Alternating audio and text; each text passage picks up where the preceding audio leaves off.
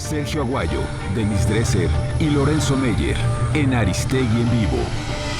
A los tres, gracias Lorenzo, Denise, Sergio, esta mañana por estar aquí. Bueno, pues habrán visto que la prensa destaca esta frase de derrotados moralmente como una postura política del presidente de la República. Bueno, les propongo hablar de lo que pasó ayer y hablar de esto para arrancar esta conversación con ustedes. Gracias como siempre por estar este lunes aquí.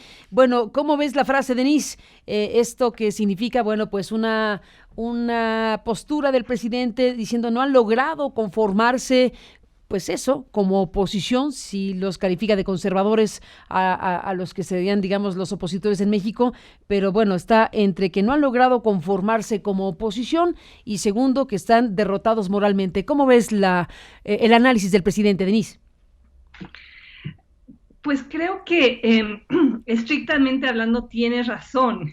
La oposición partidista, hablando de el PAN, el PRI, en este momento no han logrado reconfigurarse como una oposición que provea una visión alternativa, cargan con el pasado como un gran lastre, con décadas de mal gobierno por parte de Felipe Calderón, Vicente Fox, Enrique Peña Nieto, y ante ello no han logrado establecer una contranarrativa que sea apetecible, democrática, que tenga resonancia.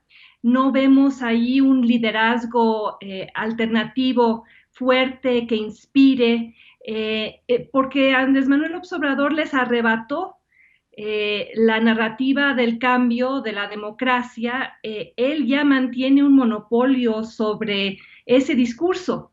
Y los opositores partidistas han tenido muchos problemas para ofrecer algo que sea realmente distinto y que los separe de muchos años de mal gobierno. Andrés Manuel López Obrador gana precisamente por los fracasos priistas y panistas, por la guerra de Felipe Calderón contra el narcotráfico, por la manera en la cual Vicente Fox permitió que su esposa básicamente dictara la agenda de gobierno y cómo acabó acurrucado con el PRI en el gobierno en lugar de confrontarlo. Y el PRI en este momento es incapaz de reinventarse a la luz del sexenio más corrupto de toda su historia, que fue el de Enrique Peña Nieto. Ahora, el diagnóstico del presidente Andrés Manuel López Obrador es correcto. No estoy tan convencida de que ese es el papel que le toca, el señalarlo de esa manera, porque además lo que está haciendo es poner en el mismo saco a la oposición partidista y a los críticos y a los ciudadanos que sienten ambivalencia o que están preocupados por lo que ven o lo que no ven, al declarar conservadores a todos los que cuestionan, está, creo que, deslegitimando el papel que le toca y que están desempeñando ciudadanos, organizaciones de la sociedad civil, grupos que exigen lo que siempre han exigido desde hace más de 25 años, desde esa elección en la cual se logró sacar al PRI de los Pinos en el año 2000. Y esas causas siguen ahí, la causa de la transparencia, la causa de la rendición de cuentas, la causa de fortalecer los contrapesos y limpiar las instituciones.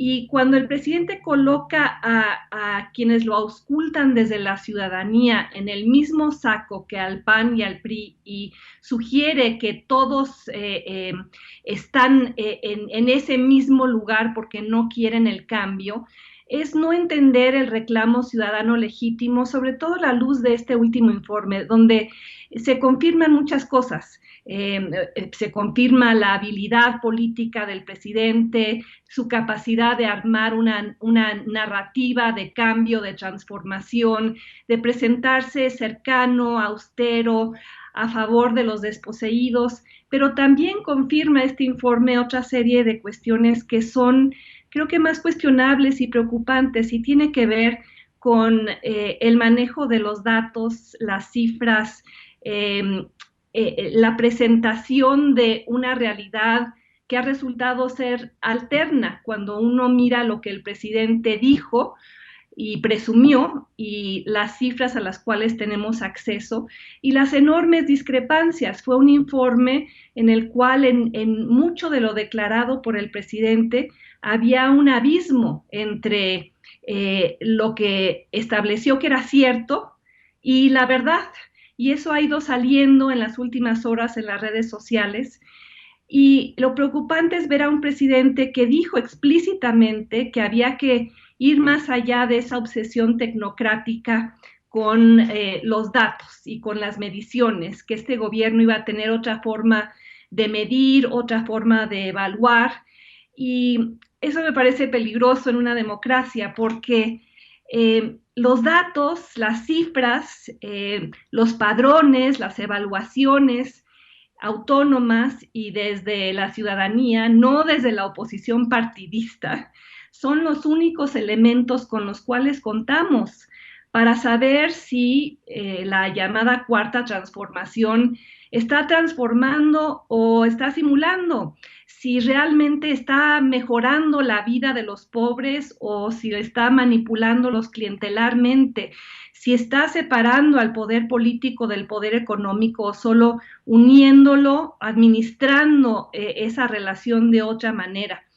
Entonces, por una parte hay un diagnóstico correcto del presidente sobre sus opositores en los partidos, pero creo que también hay un posicionamiento más cuestionable en torno a la forma en la cual concibe y ve e interpreta la crítica, no como un elemento legítimo de la democracia, sino desde una perspectiva, yo diría, un poco complotista y paranoica en torno al papel que le corresponde a cualquier ciudadano de México vis-a-vis su gobierno y cualquier otro. ¿Qué dice Sergio Aguayo? ¿Cómo lo ves tú esta discusión sobre la oposición y lo que dice el presidente? Mira, tengo poco que añadir a lo dicho por Denise en ese sentido. Prefiero centrarme en otro ángulo del informe, en varios ángulos. El primero, indudablemente el mejor estructurado de los tres que ha presentado, muy bien leído. Y si digo que es el mejor estructurado porque a diferencia, por ejemplo, del segundo, en el cual era una relación reiterativa de cifras, hechos, porcentajes, en esta ocasión enuncia 6 ejes temáticos, 6 tesis, y dentro de cada uno de ellos, lo que en su opinión son los logros. Algunos son indudables, otros son discutibles, pero en todo caso era un informe el que a la sociedad y que cada sector de la sociedad tomará lo que le parezca, lo aceptará, lo rechazará. El de los 6, al que dedica más espacio, es economía moral, al que dedica menos, política exterior, curiosamente, que es tal vez uno de los centrales, pero en todo caso, el sexto eje, que es seguridad, es en donde me detengo porque es ahí donde reconoce que sí, no tiene buenos resultados. Dicen, no tenemos buenos resultados en cuanto a la disminución de la incidencia delictiva. Estoy citando, y lo reconoce como el principal desafío y asegura, sin embargo, estar seguro que va a lograr la pacificación de México.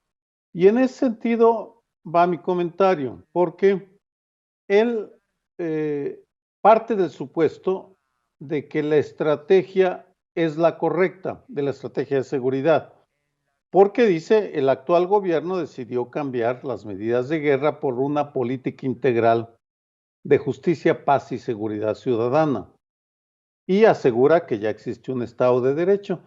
En este sentido, creo que esa es tal vez la parte más endeble de todo el informe, de todo el documento, porque no hay la disposición a reconocer 3 vulnerabilidades muy grandes. Las primeras 2 las enuncio y la tercera profundizo un poco más.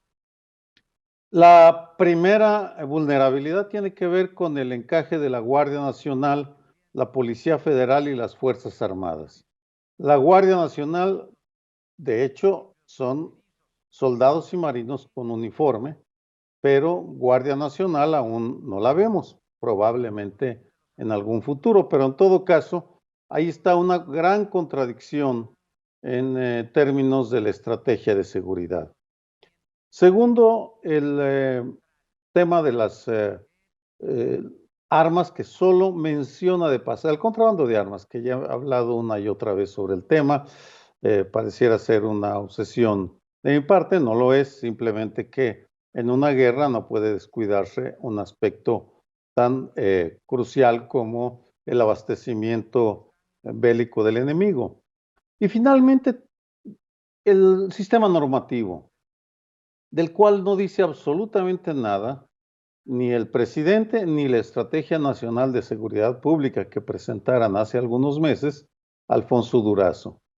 El martes 27 estuvo en el Colegio de México en el seminario sobre violencia y paz que modera Lorenzo Meyer, 3 abogados, José Ramón Cosío, ex ministro de la Suprema Corte, Renato Sales, excomisionado nacional de seguridad, y una magistrada, Taísia Cruz Pacheco, quienes respondieron una pregunta: si el marco normativo existente es el adecuado para combatir al crimen organizado, y en ese sentido hubo 2 consensos de los 3, y lo fundamentaron, por cierto.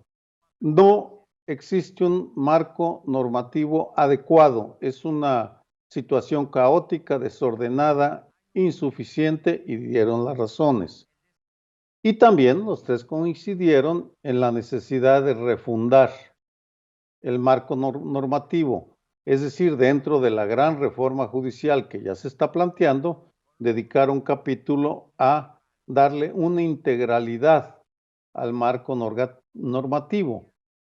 Ignoro, por supuesto, a esas alturas si ni ellos ni nadie en el auditorio podemos saber si en Morena alguno de los congresistas, Ricardo Monreal, Porfirio Muñoz Ledo, Mario Delgado, abanderará una reforma del sistema normativo para combatir a la delincuencia organizada. Sin embargo, sí creo y estoy convencido que si no se atienden estas 3 vulnerabilidades que mencioné, Guardia Nacional, armas y sistema normativo, difícilmente veremos avances en una política de seguridad que no está dando resultados, y en ese sentido, sí, el presidente lo reconoció sin darle el potencial desestabilizador que tiene el tema de la falta de seguridad sobre los otros ejes que mencionó, democracia participativa, economía moral, equidad. Dicho esto, me parece que dentro de un buen informe, incompleto, le falta autocrítica, y su principal debilidad está en el tema de la seguridad, en el 6º eje de su discurso. Te escuchamos ayer, Lorenzo Meyer, con mucho interés, como siempre, bueno, al paso de las horas y ya ha revisado más ampliamente lo que pasó y lo que está pasando. ¿Qué dices, Lorenzo, de este primer informe, de este primer tramo de la 4T? Bueno, yo pondría entonces el énfasis en la parte que le corresponde a la profundidad histórica de lo que se busca, que es el cambio de régimen. Cambiar un régimen, ya lo señalaba Maquiavelo, es lo más difícil que existe en el arte de la política. A 9 meses de haber empezado, difícilmente se le puede pedir un resultado completo.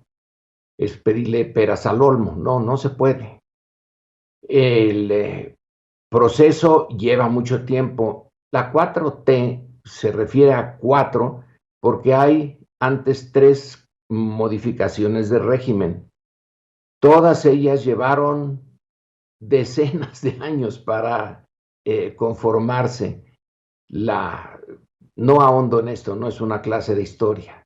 La de 1810, la de 1857 y la de 1910 nunca completaron el cambio que ellos querían. Entonces, en este cuarto cambio, en donde no se va a modificar el entramado institucional, lo que se va a modificar es la dirección en la que van esas instituciones, con alguna que otra institución nueva, pero básicamente son las mismas de siempre, bueno, las mismas del pasado inmediato, porque en el origen no había más que 4 secretarías de Estado y ahora son un montón, pero no se pretende esa transformación, no se puede, no se podría. Entonces, el verdadero cambio está en la dirección que se le dé al uso de esas instituciones. Son instituciones heredadas. Podemos irnos a cada una de ellas y decir, a ver cómo las cambian en 9 meses, en un sexenio, Carmen. Es un problema de largo plazo. ¿Y qué tan cambio de régimen será? Bueno, eso solamente lo dirá el tiempo.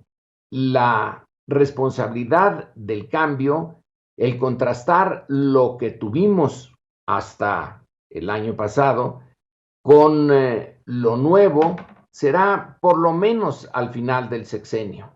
Y ahí la responsabilidad, digo, subrayo, es de Andrés Manuel López Obrador, del López Obradorismo, de los suyos. Porque modificar a una sociedad de 120 y tantos millones de habitantes no es fácil. Puso como entrada algo que a mí me parece fundamental, pero es una cosa de grado, no es un cambio profundo y completo. La separación entre poder político y poder económico. Esta propuesta está hecha dentro del capitalismo, no va a cambiar al régimen capitalista, no se puede.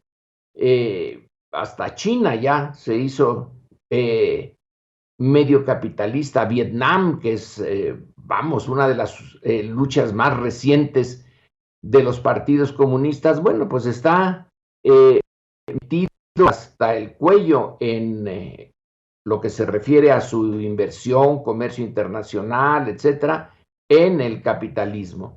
Así que el cambio de régimen tiene esa limitación, la limitación que da el marco capitalista. Para los zapatistas, por ejemplo, cuando critican a Andrés Manuel, bueno, pues esto no es cambio de régimen, ellos quieren otra cosa, muy distinta. Ellos han hecho su cambio de régimen dentro de su región, pero el país es muy grande y no corresponde en sus características a las que tienen las comunidades zapatistas. Así que tiene que ser un cambio relativo. Dijo Andrés Manuel esto, que a su vez hace referencia varias veces, hoy no lo hizo, pero hace referencia a que fue un agente del auditorio, creo que en una gira que hizo por el norte del país, probablemente por Baja California, que le dijo que así como Juárez había separado iglesia de Estado, así se requería separar poder económico y poder político. Sí, Juárez separó a la iglesia, no la destruyó, pero vaya que si le dio un estate quieto y la puso al margen por un tiempo, ya regresó. El poder económico, pues ahí sigue, y Andrés Manuel se refirió a él directamente con nombres y apellidos en el caso de Carlos Slim y de los dirigentes del Consejo Coordinador Empresarial, del Consejo Mexicano de Negocios y de quien compró la casa de Malavida de Shenli llegó. Bueno, es interesante verlos ahí en ese auditorio. Estoy seguro que aplaudieron, como aplaudieron a Peña Nieto, como aplaudieron a Felipe Calderón, a Fox, a Salinas. Están allí, ellos permanecen, los dirigentes políticos y sus proyectos van pasando. Andrés Manuel va a estar ahí solo un tiempo. El ingeniero Slim y su familia se quedarán por mucho tiempo, a lo mejor hasta el final del siglo, quién sabe cuándo. También tienen su conclusión, pero son más largos. Entonces, la propuesta es radical y a la vez ambigua, y no se puede de otra manera. Es radical porque el poder político y el poder económico estuvieron muy, muy, muy unidos en el neoliberalismo. El neoliberalismo en su parte central, bueno, pues está en el resto del mundo, no se va a poder acabar. Es una cosa, insisto, de grado. Vamos a ver cómo va toreándolos Andrés Manuel. Sí, Slim estaba allí, está sonriendo. Ahorita los que están viendo esto por pantalla, ahí está con Encinas, pero les quitó el aeropuerto de Texcoco, que Slim personalmente dijo, no, esto es una mala decisión, se los quitó. El poder político se impuso sobre el poder económico. Algo de referencia hizo Andrés Manuel en lo que no es un informe, es un mensaje. Este no es el informe.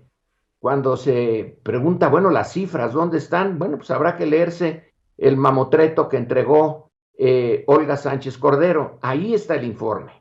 El informe yo no lo conozco, no lo conocemos, ninguno de nosotros.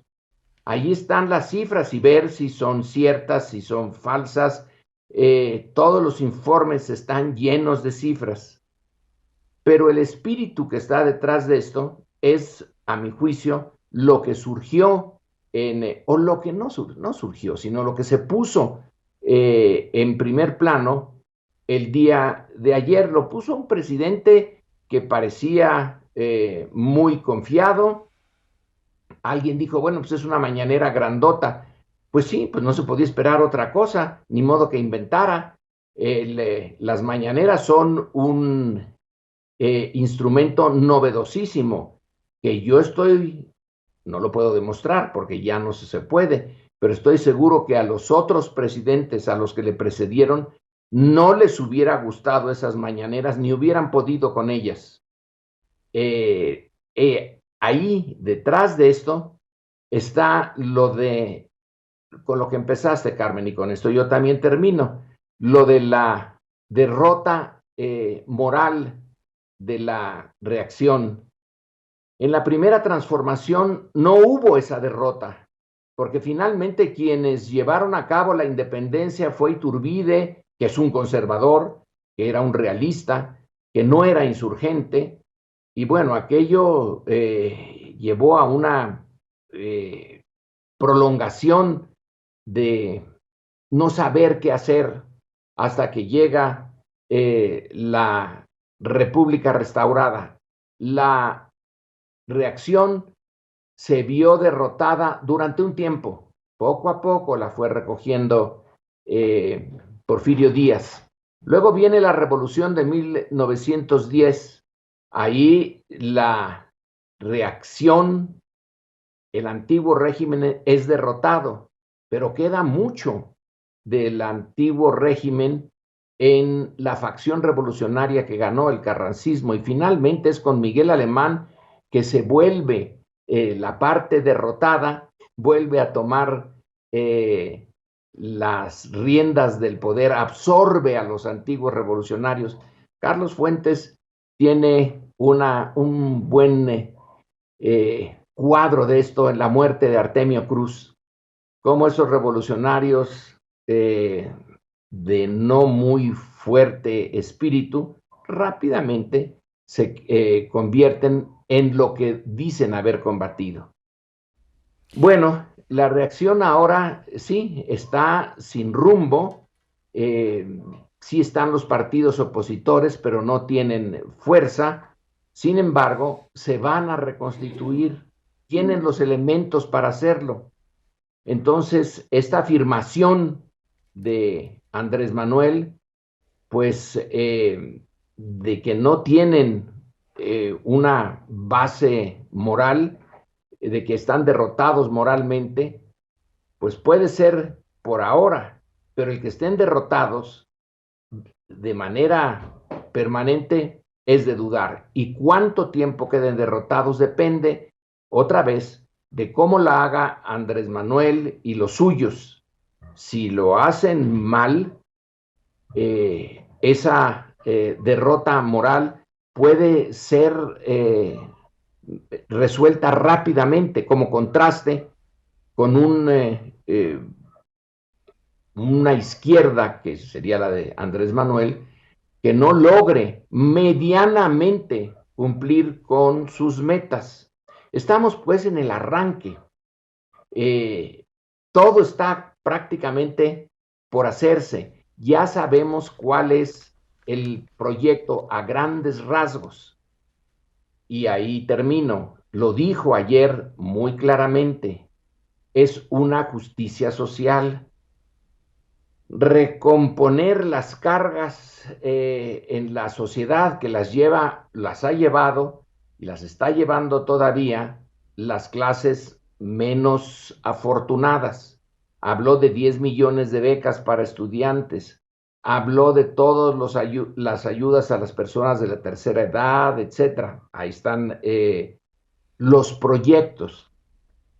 Probablemente de estos, quiero suponer que se llevarán a la práctica, pero solo el tiempo nos lo puede decir. No hay forma de predecir si va a ir cumpliéndose como Andrés Manuel lo quiere o se va a tropezar como lo quieren sus adversarios para que puedan sobreponerse a la derrota moral. En fin, la derrota moral también está basado en lo que Andrés Manuel llamó, subrayo también el término, la corrupción inmunda. Creo que no había usado el término, al menos yo no recuerdo que lo haya usado antes. Es la inmundicia del pasado lo que hace que la derrota moral sea más clara ahora. Pero está abierta la posibilidad de que, como en el pasado, la reacción vuelva. Después de todo, tienen el dinero, la experiencia y el entorno mundial. Pues ahí están estos obligados análisis, Denise, Lorenzo, Sergio. Los escucho y me parece que es más que pertinente traer a colación lo que nuestro compañero Víctor Gamboa tiene. Les propongo escuchar esto porque cuando se está hablando de cambio de régimen y esta discusión sobre cómo van a ocurrir las cosas, bueno, tenemos que preguntarnos qué va a pasar, desde luego, con la oposición, a la que considera derrotada moralmente, qué va a pasar al interior del grupo mayoritario que es Morena. Están ocurriendo cosas importantes y creo que tenemos que ponerle foco, precisamente por lo que dices, Lorenzo, a un personaje como Ricardo Monreal. Ricardo Monreal, por ejemplo, lanza un planteamiento distinto al del presidente, dice, no están derrotados moralmente, y manda un guiño, creo yo, a la oposición. Va a ser sin duda un factor muy importante en lo que ocurra o deje de ocurrir respecto precisamente a lo que está analizando Lorenzo Meyer esta mañana. Les propongo escuchar a Víctor Gamboa, que nos cuenta los detalles de qué dijo Monreal, el líder de los senadores de Morena. Te escuchamos, Víctor, adelante. ¿Qué tal, Carmen? Muy buenos días. Así es, el líder de la fracción de Morena en el Senado de la República, Ricardo Monreal, negó que los opositores al gobierno, los opositores a la Cuarta Transformación, estén derrotados moralmente, como aseguró el presidente Andrés Manuel López Obrador en su mensaje con motivo de la entrega de su primer informe de gobierno. Entrevistado al término de la ceremonia que ayer encabezó el mandatario en Palacio Nacional, el senador Monreal Ávila enfatizó que no hay triunfos ni derrotas para siempre. Vamos a escuchar, Carmen.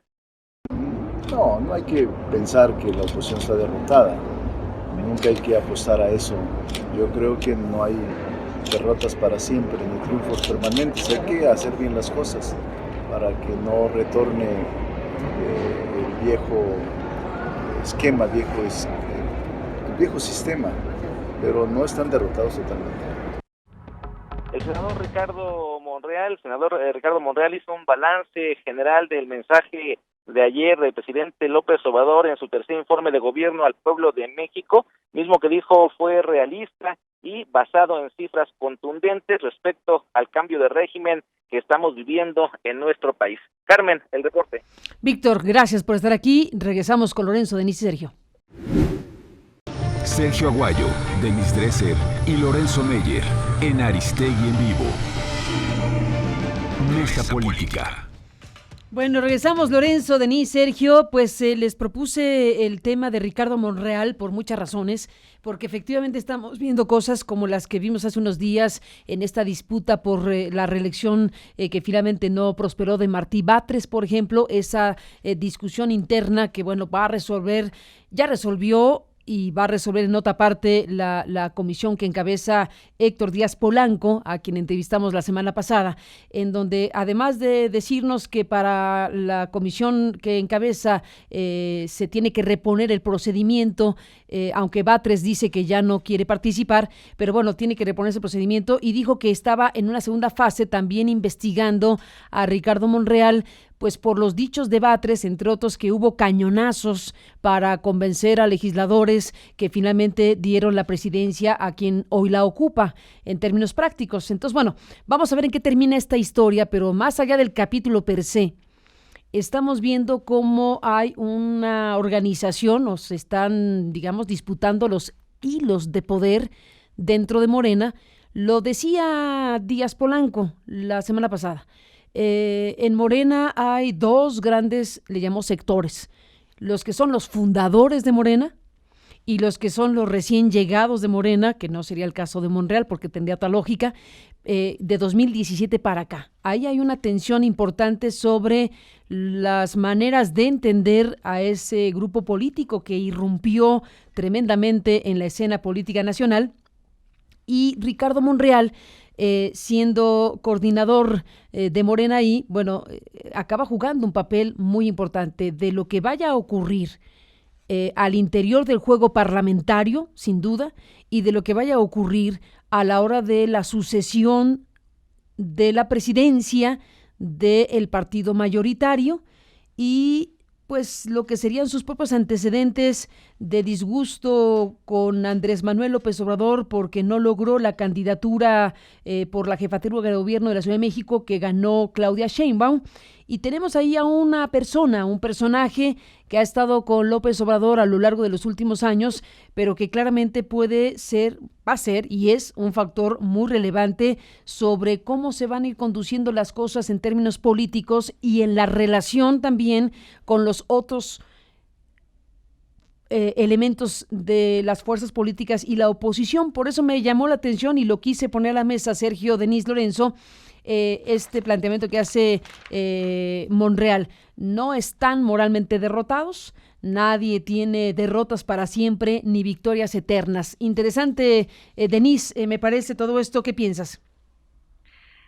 A ver, ¿por qué Monreal dice lo que dice y matiza la afirmación contundente del presidente? Pues porque tiene que negociar con esa oposición moralmente derrotada, la cual, al menos en el Senado, es poder de veto y cuyos votos necesita para sacar legislación que la Cuarta Transformación necesita y quiere empujar hacia adelante. La oposición puede estar moralmente derrotada, como sugiere López Obrador, pero no necesariamente está política o electoralmente derrotada, y tampoco es una oposición ilegítima.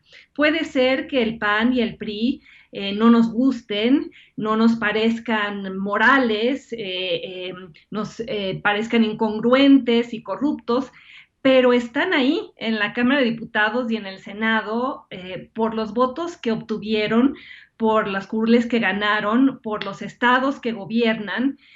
Y no reconocerlo es no reconocer uno de los principios básicos de la democracia, que es la legitimidad de la oposición. Eso es lo que el PRI y el PAN quisieron hacer con la izquierda durante muchos años, estigmatizarla, aislarla, desacreditarla. Sorprende que ahora Morena mimetice lo que padeció cuando era el PRD, el mayoriteo, la marrullería disfrazada de voluntad popular, y hemos visto ejemplo tras ejemplo en las últimas semanas. En la controversia en torno a la reelección de Porfirio Muñoz Ledo, una reelección que él en la oposición hubiera criticado y jamás hubiera apoyado. O qué decir de la ley Bonilla, claramente antidemocrática e inconstitucional, o la ley Garrote en Tabasco. Estas son iniciativas que la izquierda hubiera denunciado como oposición y ahora celebra y empuja como gobierno. Leyes que incluso tienen dedicatoria, que buscan pues agandallar o abusar del poder. Y creo que Monreal tiene razón, los triunfos y las mayorías no son para siempre.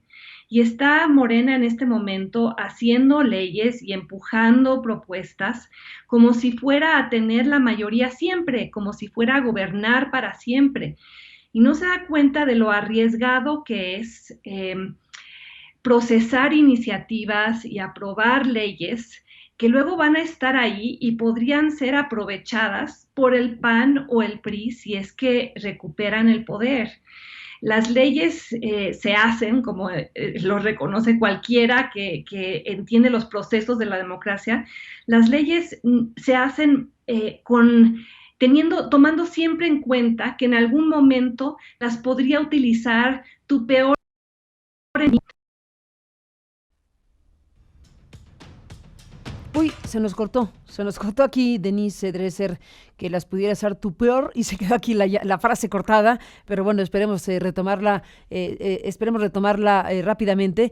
Estamos, bueno, pues con este problema de la comunicación, que se cortó este Skype que tenemos enlazado con Lorenzo, con Denise y con Sergio. Tenemos a Sergio ya algo pasó acá con nuestro corte, el corte que tuvimos con Denise, pero estamos con Sergio. Si te parece, Sergio, retomemos el hilo para que volvamos a comunicarnos con Denise en cualquier momento, pero retomemos el hilo del análisis. ¿Qué te parece a ti esta parte, bueno, de lo que está ocurriendo y está por ocurrir dentro de Morena, este partido mayoritario que fundó el presidente, donde, bueno, se quiere meter y no, porque al final de cuentas el presidente dijo, yo pido licencia, me hago un lado porque estoy presidiendo al país, al gobierno.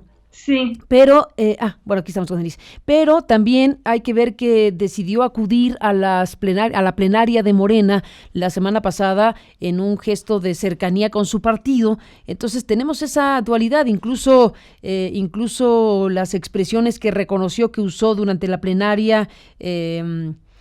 ¿A quién le dijo al carajo? ¿Sí me acuerdan?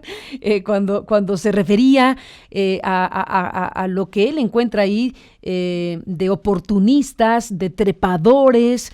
¿A quién le está mandando estos mensajes? Bueno, también es parte de la interpretación. Denise, regresamos contigo, perdón, para no perder el hilo de lo que estás diciendo.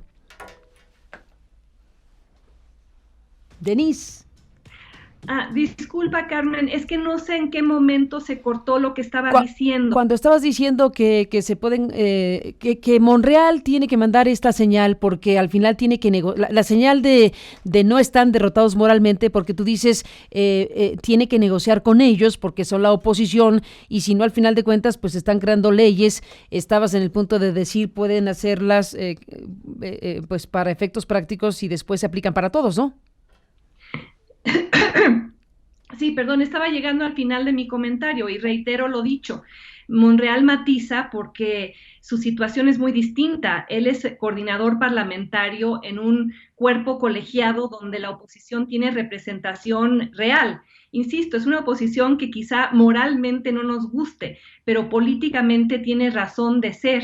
Este gobierno tiene el imperativo de negociar y reconocer a esa oposición y de darle la participación en la cancha de juego que por ley tendría que darle, no cercenar su derecho a existir o de participar utilizando reglas o posicionándose de la misma manera en la cual el PRI se posicionaba cuando era mayoría y excluía al PRD de puestos en el Congreso o de posturas políticas o de mecanismos de decisión que por ley le correspondían.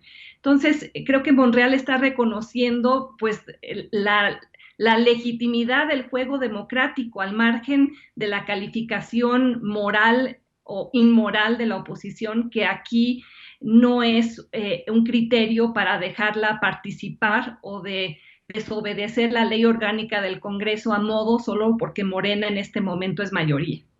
Pues ahí está. Y bueno, pues hablando de la expresión del presidente hace unos días, se refería a que se fueran al carajo los ambiciosos vulgares. Entonces, bueno, ahí tiene algo el presidente que está mandando señales y que lo dijo al interior de la propia plenaria de Morena. Después que se filtró que había dicho esa expresión, él dijo, sí, la usé y además se puede, en la Real Academia ya vi que se puede usar la expresión sin que se considere grosería. Más allá de si es grosería o no, al carajo, lo importante es qué es lo que está viendo el presidente y qué es lo que está ocurriendo en este momento pues de nacimiento de un partido político, porque aunque lleva varios años, en realidad estamos viendo cómo es que se configuran las fuerzas al interior de Morena y su relación con el resto del espectro político. Sergio, ¿qué piensas?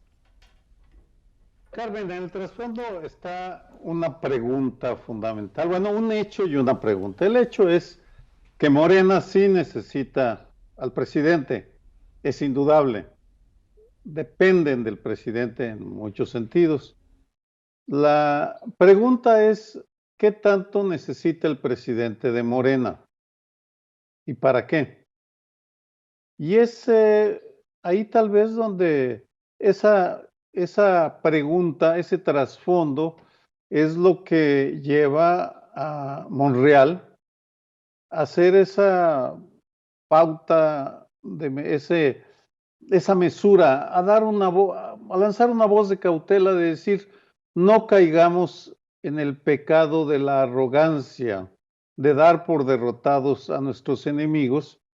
Y en este sentido, recuerdo una frase muy lúcida de uno de los personajes más lúcidos de lo que ahora es Morena, Alejandro Encinas, después de la derrota de 2006 en las urnas, cuando hubo fraude electoral, por supuesto, él hace una afirmación, una frase que se me quedó grabada, por ahí tengo la referencia. Dice, no nos ganaron, nosotros perdimos. Y prometió ese día que él iba a escribir un libro explicando por qué habían perdido, supongo dándole un peso más específico a los errores cometidos por el partido, el PRD o la coalición en ese momento, y por el candidato. Nunca escribió el libro, no sabemos a qué se refería. En este sentido, cabe preguntarse hasta qué punto en 2018 ganó Andrés Manuel López Obrador o perdió la oposición que ahora condena a la derrota moral.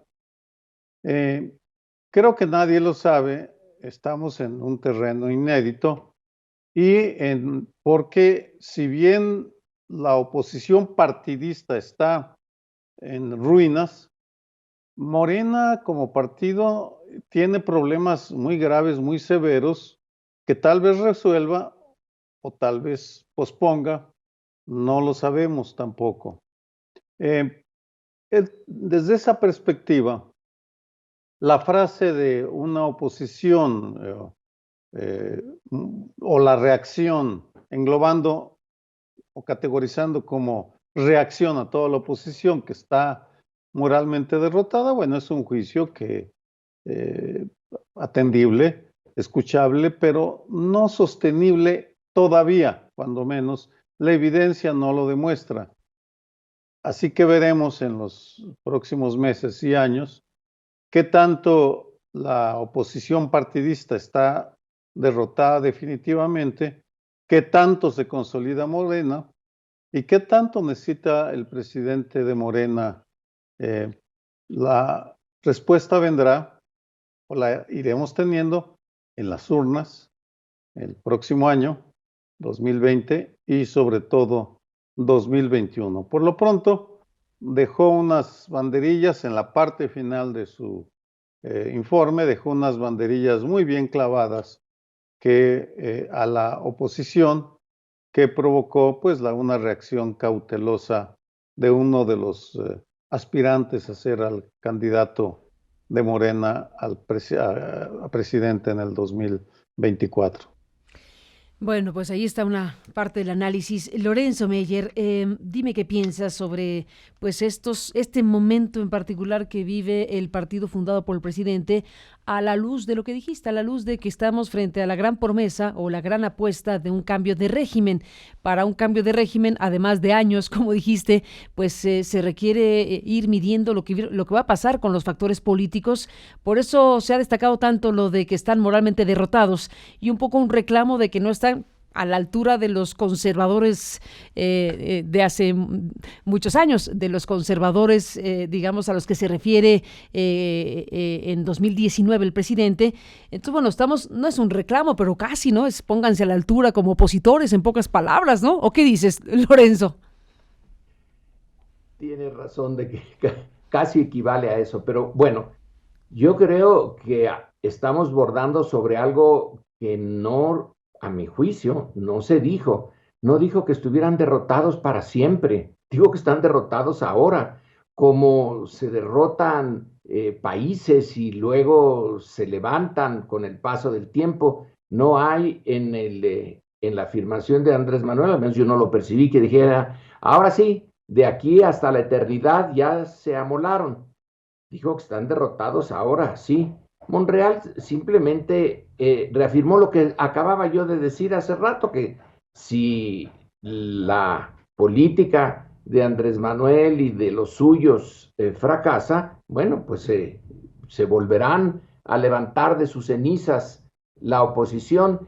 Dijo, están derrotados ahora, pero él mismo examinar históricamente como le gusta las otras transiciones, bueno, pues ve que a la larga, si falla la fibra de los renovadores, de los revolucionarios, pues la oposición se reinventa. No dijo ni amenazó con que ahora sí, de aquí en adelante nada más nosotros, y esto ya no es democracia, tú lo acabas de decir. Dijo, órale, pónganse a la altura. No está cerrando ninguna avenida para la oposición. Si trabaja bien, si hace una labor abajo como él la hizo, se puede recuperar. Ahora, en lo de Monreal y la condena a los trepadores, bueno, todos los partidos, todos que yo sepa, tienen fracturas internas. La fractura, la división de opiniones, de los matices, o a veces ya sin matices, abiertamente distintas rutas, bueno, pues lo estamos viendo ahora, qué sé yo, en el Partido Demócrata. Vaya que sí hay un abanico de posiciones. Algunas de ellas son realmente radicales para la atmósfera norteamericana, y el vicepresidente Biden, bueno, pues está tratando de quedarse en el medio, más bien del medio hacia la derecha. No se va a acabar el partido. Los republicanos igualmente, claro que ahí la oposición a Trump es muy minoritaria, pero existe. Entonces, todo depende de cómo se maneje esto de Monreal. Se ve que tiene unas ganas de ser el siguiente líder de Morena, pero pues se topa con el presidente. Andrés Manuel tiene toda la legitimidad, o una legitimidad que Monreal todavía no tiene. Es natural, pues, que haya estas divisiones, pero sí se deja ir muy, muy lejos, y Héctor Díaz Polanco lo presentó, me parece, muy bien la semana pasada. La diferencia es entre los fundadores y los que después llegaron diciendo, oigan, probablemente Morena no es nada más una puntada de Andrés Manuel, sino que va ganando, y ya que ganó, todavía se apuntan más y más y más. Le pasó eso en buena medida al PRD. Supongo que adentro de Morena han de estar conscientes de eso, y que sí representa una tensión interna muy fuerte. Las tensiones dentro de un partido pueden ser hasta positivas, porque no lo dejan dormirse sobre sus laureles, sino que son pullas que lo están despertando. Sin embargo, si se lleva más allá de un límite que no sabemos cuál sea, de antemano no lo sabemos, sí puede destruir al partido y a su proyecto, y esto debe de quedarle claro a todos. Hay fuerzas que no les importa el partido de largo plazo, sino el poder en el corto plazo.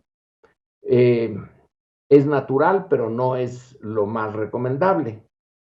Ahí sí, tanto López Obrador como Morena, pues tienen que pensarlo y repensarlo. Nosotros desde fuera, lo único que podemos hacer es ver cómo se desarrollan estas pugnas y especular sobre cuáles son los límites de lo tolerable dentro de un partido para que sobreviva a sus inevitables diferencias internas. No existe un partido ni en los países que intentaron el sistema totalitario, ni en la Unión Soviética, ni en la Alemania nacionalsocialista, ni en la China de Mao, que eran partidos sin oposición y con un liderazgo supuestamente fuerte. No hubo forma de evitar las divisiones internas. Es casi, pues, inevitable, natural. Hay que saberlas manejar, y ese es uno de las áreas del arte de la política. ¿Lo sabrá manejar Morena? Bueno, lo veremos con el tiempo.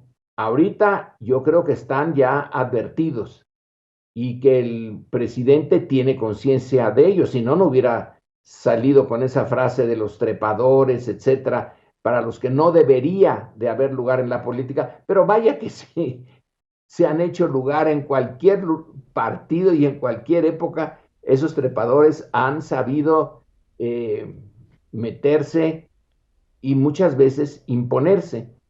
Ahora, el problema para todos nosotros que estamos fuera de los partidos es que nuestro destino como comunidad depende en cierta medida de lo que pase dentro de estos pequeños círculos partidistas, que pueden ser nidos de víboras, pero son los encargados de llevar una buena parte del proceso político hacia adelante o hacia atrás, y nosotros vamos a tener que aguantarnos las consecuencias. Ahí está, Lorenzo. Déjenme hacer una pausa. Regresamos en la parte final de esta mesa y bueno, dejamos correr un fragmento de otro de los momentos del informe de ayer, pues la apertura de Los Pinos, dejar la residencia oficial ocupada desde Lázaro Cárdenas para acá y bueno, dejarlo como centro cultural, y lo que ha significado que 1,600,000 personas es parte de lo que ha ocurrido en estos 9 meses de gobierno. La apertura al pueblo de la antigua residencia oficial de Los Pinos ha sido un éxito. La que era mansión presidencial ha sido visitada por 1,600,000 personas y ya se está elaborando el proyecto para convertir este espacio, esto en coordinación con el gobierno de la ciudad. Se va a convertir el bosque de Chapultepec, más terrenos donde se encontraba la fábrica de armas del ejército, en un espacio artístico y ecológico con una extensión de 800 hectáreas, que pronto será uno de los sitios culturales más importantes del mundo. Bueno, entramos en la parte final de la mesa con Sergio Aguayo, el tema de la iniciativa de ley de amnistía. Bueno, la noticia, entre otras cosas, es que se ha declinado, que el gobierno declinó presentar la iniciativa en su calidad de iniciativa preferente. por alguna razón se decidió que no se hiciera uso de esta facultad que tiene el presidente, esta facultad que le otorga la Constitución para presentar estas iniciativas de trámite preferente, lo cual significa que, pues eso, el Congreso obligadamente tiene que ponerla como primerísima obligación y procesarla en un tiempo determinado. Decidió el gobierno finalmente declinar a presentarla como iniciativa preferente. El análisis que habrán hecho lo desconozco, pero estamos frente a un tema muy importante.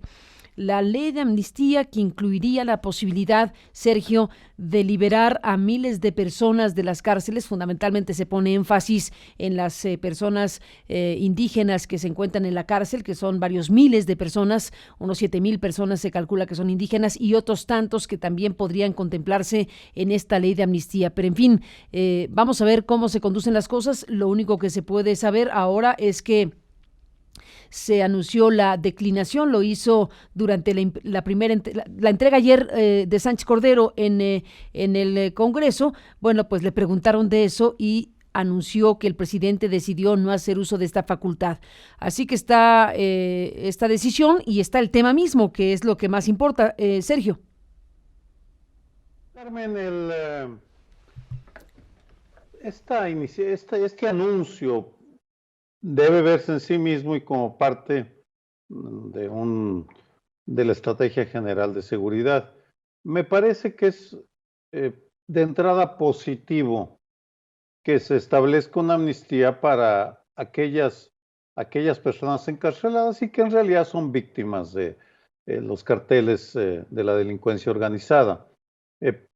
Por supuesto, tendrán que fijarse criterios muy cuidadosos para no liberar a delincuentes que siguen formando parte de las estructuras, pero la parte más amplia lo que está demostrando es un desorden en el área de seguridad que es sorprendente, porque si pensamos en noviembre, diciembre del 2018, era el área del gobierno de la Cuarta Transformación que más empuje tenía, que más brío mostraba, que parecía que iban a avasallar a los delincuentes, a implantar el reino de la justicia y la legalidad sobre la campiña mexicana.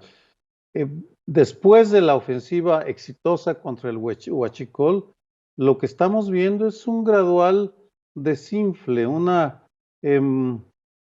se está desdibujando la estrategia de seguridad porque ha enfrentado problemas que nadie anticipaba. Por ejemplo, la rebelión de un sector de la Policía Federal, la manera como se está implementando la Guardia Nacional y sobre todo la falta de resultados concretos. Sí, Alfonso Durazo tenía muy claro hace ya más de un año que a los 6 meses tenían que empezar a dar resultados. Bueno, llevamos 9 meses y es el área en donde menos avances se observan. Y aquí la pregunta de fondo es, más allá de la ley de amnistía, Carmen, es qué está pasando en el área de seguridad en donde el presidente es el gabinete al que dedica más tiempo cada mañana, 1 hora. Realmente me desconcierta y no tengo ninguna explicación salvo señalar la importancia de poner una voz de alarma, de preocupación por lo que está pasando en el gabinete de seguridad. Ni más ni menos, pues ahí está un tema del cual seguiremos hablando. Sergio, gracias por estar aquí esta mañana.